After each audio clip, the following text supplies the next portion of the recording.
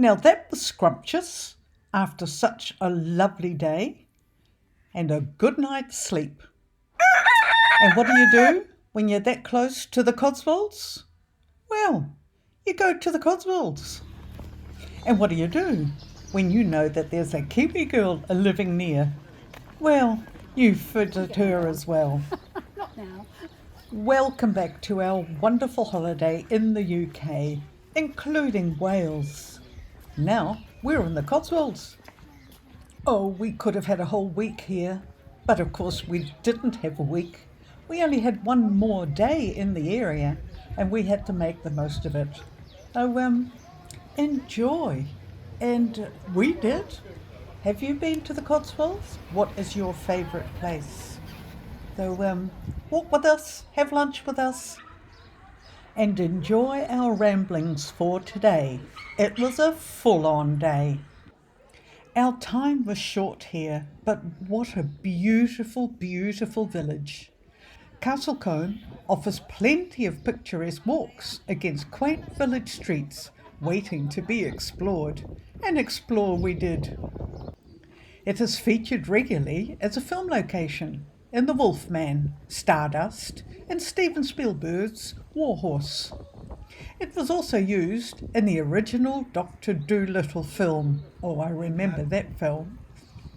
The village has a rich history, and the houses are made up of the honey-coloured Cotswold stone, typical for a village in this area.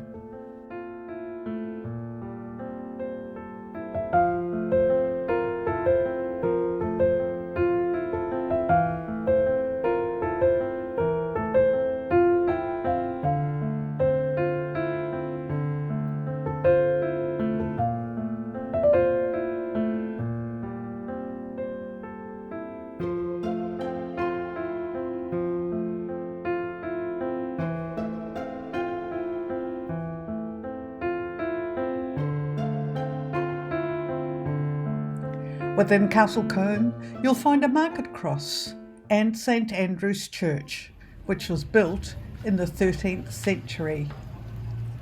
There were additions added in later centuries. It was restored due to structural concerns in the 19th century, and it is now a Grade 1 listed building. The church houses a faceless clock, which is reputed to be one of the oldest working clocks in the country. There are a number of tombs, memorials and monuments in the churchyard, 25 of which are Grade 2 listed. The interior of the church consists of a nave, chapels to the northeast and southeast, aisles and a south porch. Within the Lady Chapel there is a late Norman memorial dedicated to a Baron of Combe, Walter de Dunstanville. The effigy is cross-legged, indicating Dunstanville served in the Crusades.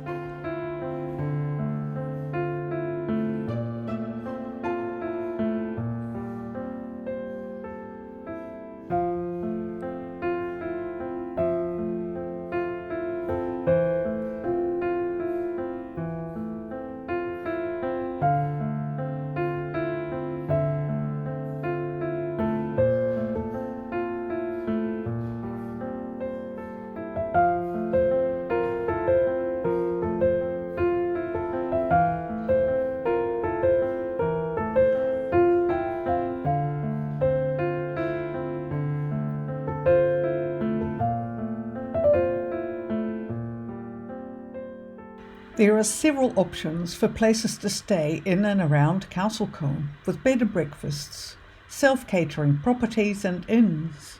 It is also within easy reach of Chippenham and Corsham, and not far away from the M4 motorway. And we had a wonderful time here, and we knew that time was running out. It was ever such a fun day, lots of laughs and yummy food. It really was time to leave this beautiful village behind. So back up the road we went to the car park and parted company from our dear friend Maureen.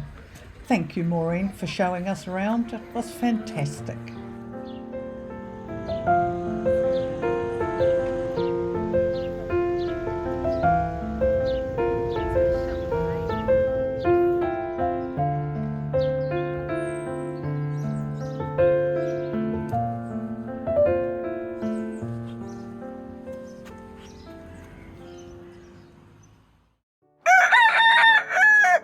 What a fabulous B&B, with that stunning view from the bedroom window. It was extremely comfortable, and we spent the morning tidying up and preparing for our final stop before we headed back across the water. I'm driving along, minding my own business, when I see a sign, and look what that sign said. There you go. For a minute there, I was a bit lost. Right back in the car and off to Malmesbury.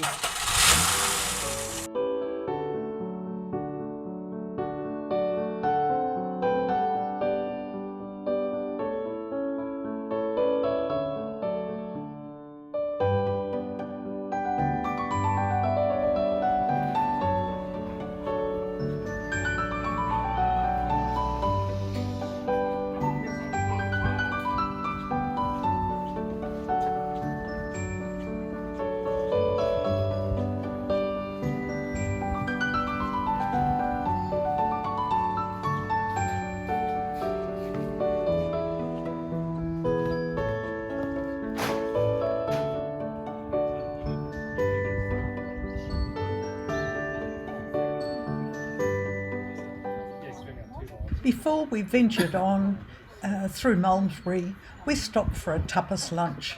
We had been working hard all morning, and it was just lovely to sit there and look at the view.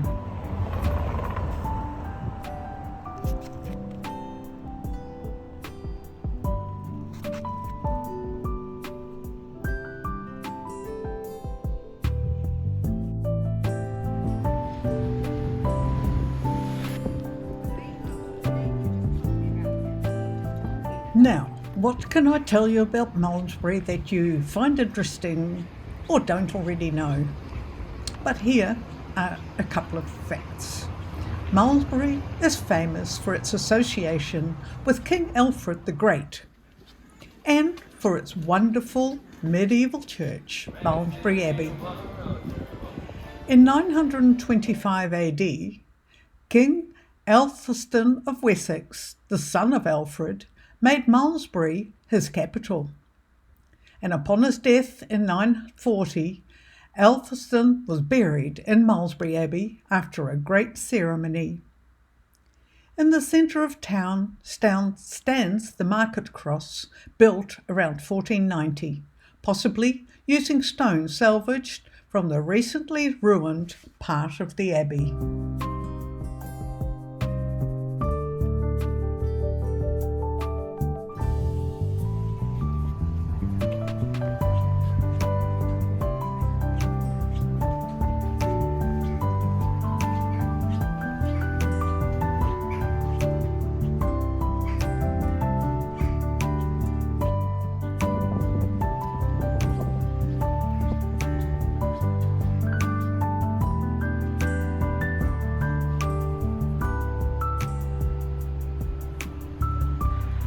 The approach to the abbey alone is most impressive.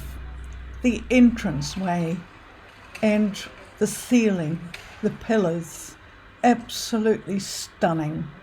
And I loved the mirrored table that they had there, so you could actually look up into the ceiling using that table. Incredibly ingenious idea. There is a meeting place for tired feet to rest and have coffee and chat with whoever is present. It's a nice meeting place. There is a shop with gifts, books and literature about the church. And there is still a designated area still currently used for services. This beautiful religious house is dedicated to St. Peter and St. Paul.